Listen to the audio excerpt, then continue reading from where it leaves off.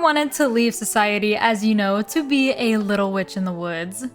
Yeah, me too. So of course, after a couple years of waiting for this game to release, we finally get to play it. I had literally no prior knowledge of what this game entailed, so it definitely has some interesting moments. Wait, I did not see that coming. How did I not put that together? But sit back and relax, and don't forget to subscribe as we get into the first act of the game.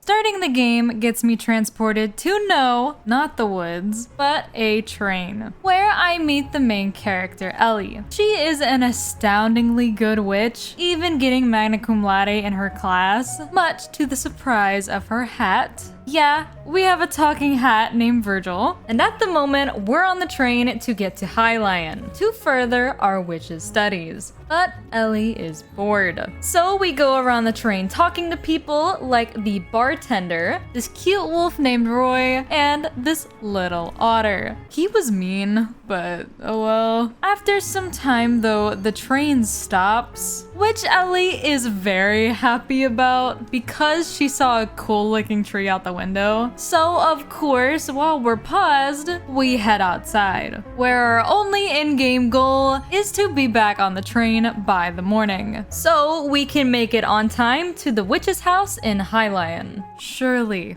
doable. So we head up this vine and ultimately get stuck because of a bush. This is our little tutorial for finding out that all vines have cores, and the only way to get rid of the vines completely is to destroy the cores, which we found and can now pass through. I'm running around checking all the cool stuff until I get blocked by a witch's sigil. But apparently, as a witch myself, I can get through it, finally taking me to the tree we saw in the train car. How pretty. We also see these butterflies that emit actual moonlight. Feel like that would realistically be blinding, but it's cool. Walking down from the spot by the tree, we find even more moonlight butterflies, but this time we get introduced to a new mechanic: drawing species. Instead of catching it off the bat, we get to draw it, which allows us to learn more details about the creature every time we do it. But it's getting pretty late, and Ellie, for some reason, doesn't want to sleep in the train car, so we get to look for a place to sleep while following this cat. Yep, this glowing cat takes us to another witch's sigil, and after drawing it, we find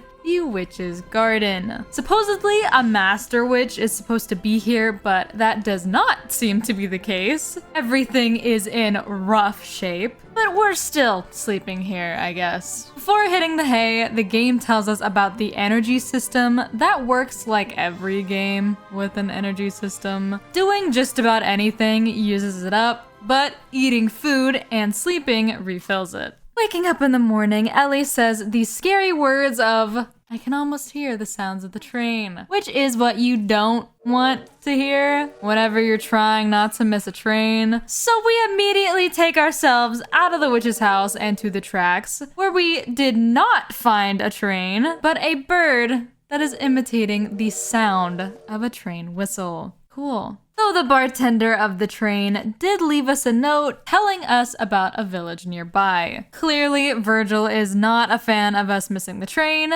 but Ellie is stoked. Since we're gonna be here a while, I obviously opened my little quest book to learn a few things before heading to the village, like opening up this portal to take me directly to the witch's house, where I pull as many weeds as I can, because fun enough, there's an achievement for it. After outside, we do need to clean up the inside. Of course, showing a bunch of witch-related things, like a witch's elevator. That's so much dirtier than upstairs was. But this looks much more witch-like. The important things down here were an extractor that we need to find a glass bottle for, a roaster, which is needed for basic recipes, but we need a handle for it, and a paper that we can't exactly read. After cleaning it all up though, it tries to teach me how to make a potion, but I definitely struggled. Got me an achievement for it though, so I win, I guess. But enough time dilly-dallying, let's go check out the village. We were lucky to prepare a weed terminator potion as there was another little honey pumpkin cutting off the road. So I used the weed potion to clear the vines and get rid of the core. The first thing I see beyond the forest is the fact even bigger vines are blocking my entrance to the village, and it doesn't seem like I can get through.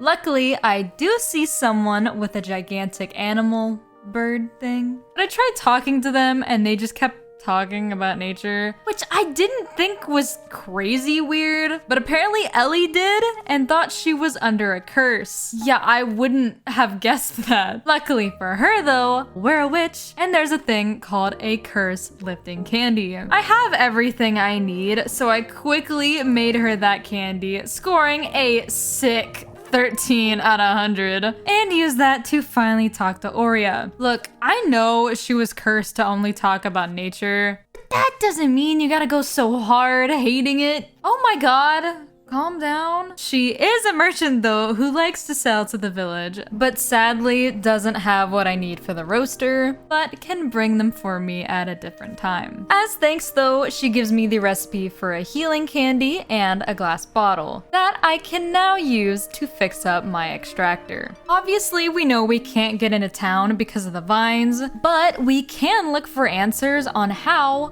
in the forest. Now with the way to process ingredients, I need to grab some in order to make another weed terminator potion, effectively clearing off the entrance to this section of the forest. He's stuck. Oh no. That is so sad looking. Who left their baby here? Ugh.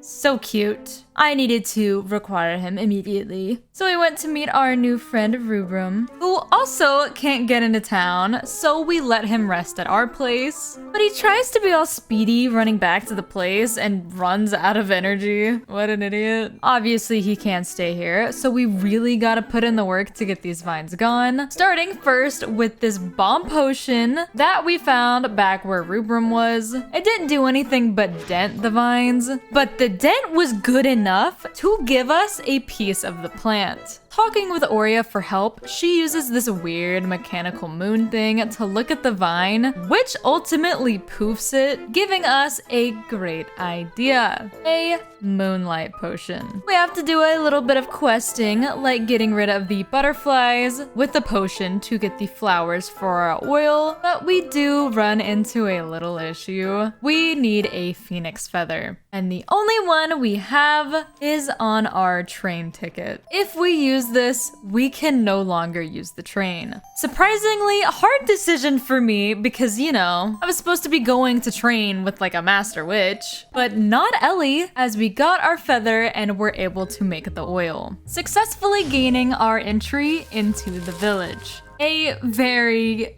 ruined village, which obviously doesn't have many people, but it does have a need. Rubrum's grandmother and chief of what's left here. Ellie isn't having it though. She wants a bright, beautiful village, so has now made it her mission to bring everyone back, starting with the carpenter. Sadly, it is very late at night, so we drag ourselves to sleep. Waking up though, with someone new on the lawn. Diane is here to show us the witch's catalog, what every witch uses to buy things, but needs to be opened by a master witch. Remember, we don't have one of those. But we finessed the system by pretending that Virgil is our master witch, and Diane doesn't notice, so now we can obtain a broom as well as other very useful tools. After our conversation, I needed to talk with Anit about our plan again, and she was totally on board. But to get everyone back, we need to fully get rid of these vines. So I talked to everyone in town to get some answers, meeting Arden, a resident dragon cook. He is mean. for now. And with everyone's help, we put together that I'll have to get rid of the vines, just like the little honey pumpkins, by destroying the core. But to do that, we need to find a different way to harness the power of the moon. Oh hey, why not this random note we picked up earlier? Yeah, intelligent potions exist, and we could use that to now decode this recipe for, you guessed it, moon tears. It took a little bit finally getting the roaster handle from Aurea, and we were able to follow the vines to a new area using my smart new brain. But it didn't last for long as I was dying in the middle of the night. It is now the morning, but let me explain some new features I have, like making candy. With both Diane and Aurea, I can select a candy to make from them, and once I submit it, I get loads of money. Gold from Aurea and Luna coins from Diane, helping me to buy recipes or whatever I may need from them. There's also a bulletin board now in the village to do a little quest for each villager. It raises your friendship level with them, which is cool, but I'm gonna save that content for shorter media, not this video. So obviously, make sure to subscribe to see those. Takes me a couple days and some new creatures later, how cute, to find where the vines were leading to. Sadly, the only way in was through a puzzle in another part of the forest, and it wasn't too hard making a potion, going back, needing to make another potion, even though I knew I needed it, I just forgot it. Then pulling the lever to open the gate. I also picked up this red chalk while I was here, and thankfully I did, because completing the sigil is how I was able to open this cage and use the moon tears. Ellie was so excited, and so was Anit, because that means we can finally invite Kyla into the town. Sadly, I now have to wait. But I did spend a lot of my time scribbling more information in my book, especially these unique ones. How cute. But waking up on a random Thursday, I actually get an achievement for cleaning my yard. Guess I have had a dirty yard this entire time. But that doesn't matter because Kyla's is worse. Yup, Kyla is here and she looks so cool. And the best part about having her back is she is super happy to help rebuild not only her house, but the rest of the town. What a goat. Bird.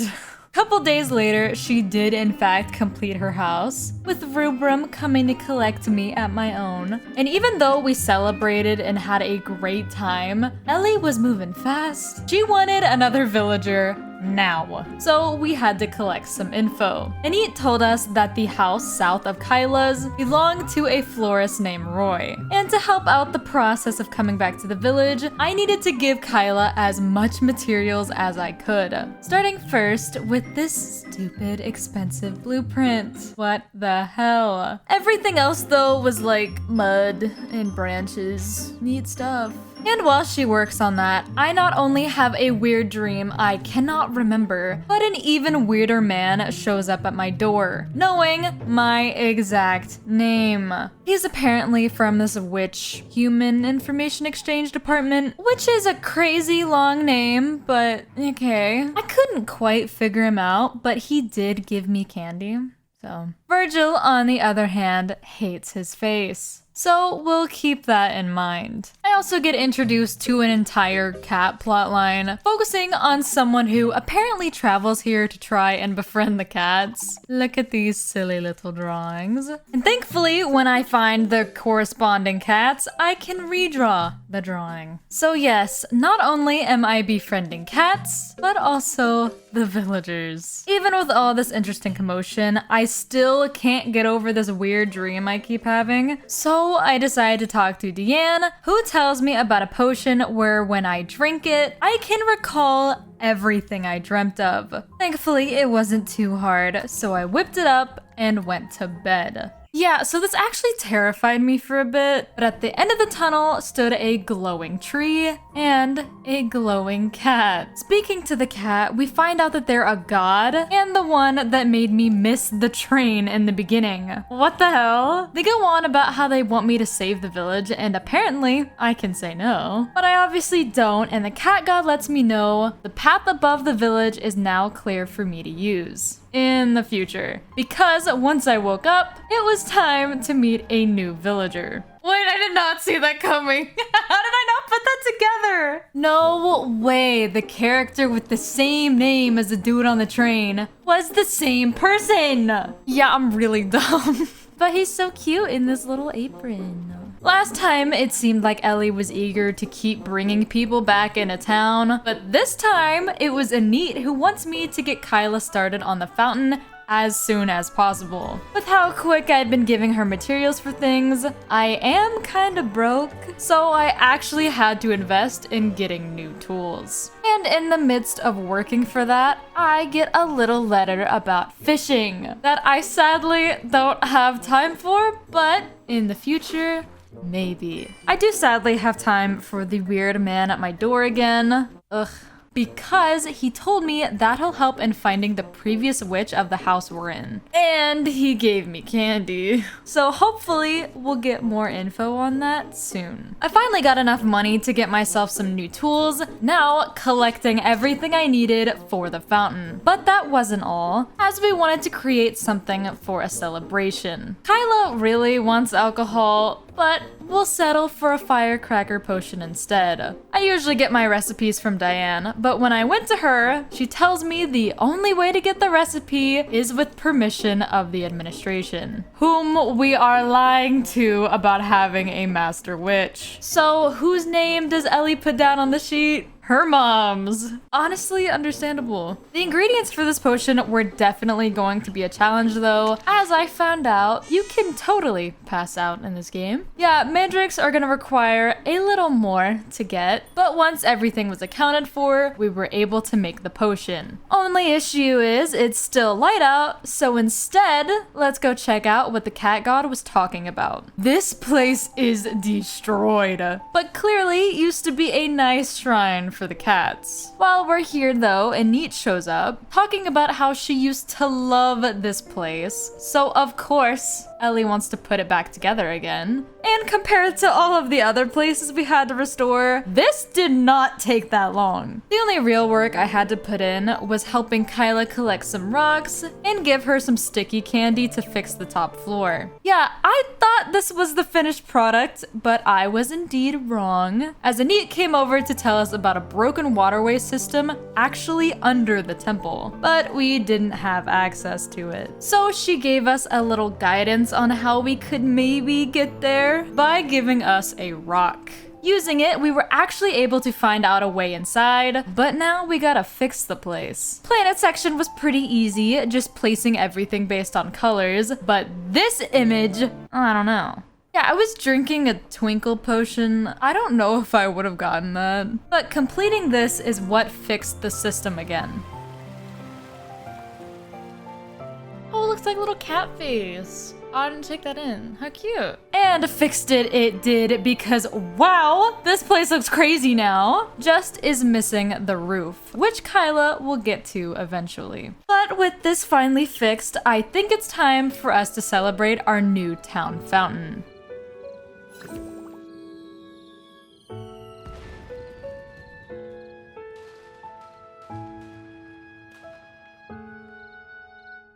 I actually thought this is where Act 1 ended, but I would be wrong, as after having this cute little dream, I broke my house. Yep, this old witch's hut isn't as stable as we thought, but on my way to ask Kyla for help, because of course I would, I ran into Kent. Again. But he comes with interesting news. The name of the former witch, Lisa Whitegarden. Obviously, the name doesn't ring a bell, but according to Kent, they have no idea where she could be, just her last books that they weren't able to translate. This really only gave us more questions, which I was trying to have answered by the villagers, but everyone didn't have any. She was standoffish, didn't talk much, and no one knew anything personal about her. What the hell? So I guess I'll have to keep searching myself. by asking a cat god. During the daytime, however, it is the black cat god, whom we come to find out is not great at speaking, and sadly, we cannot get any info from. So we'll have to wait until nighttime instead. Getting back to the task at hand though, I asked Kyla to help me out with my house, but it was a lot crazier than I thought. Though it looks the same on the outside. Look at how big this is. What? It turned into a tiny little decorating game. I love that. Diane was also super excited for me as she gave me the gift of an incubator. Thanks, girl. With this new house unlocked, it really does open up everyone's stores as they now sell me different furniture. I am gonna have to get rich quick.